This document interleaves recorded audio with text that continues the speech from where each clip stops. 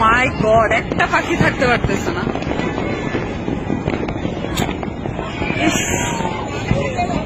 মানে আপনারা দেখছেন যে একটা বনের প্রাণী পর্যন্ত এদের অত্যাচারের কারণে নিরাপদে ঘুমাতে পারছে না। এদেরকে আপনি কোন দিক দিয়ে মানুষ বলবেন?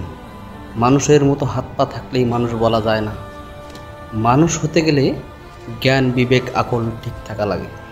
যদি জ্ঞান বিবেক আকল থাকতো তাহলে তারা এভাবে বিকট আওয়াজে গ্রাম শহরগুলোকে ধ্বংসের দিকে নিয়ে যেত না।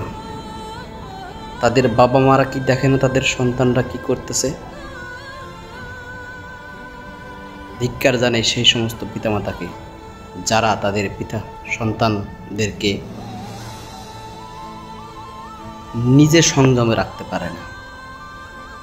আসুন, এখনো সময় আছে, আমরা আমাদের সন্তানদেরকে দ্বীন ইলম শিক্ষা দিয়ে মানুষের মতো মানুষ গড়ে তুলি।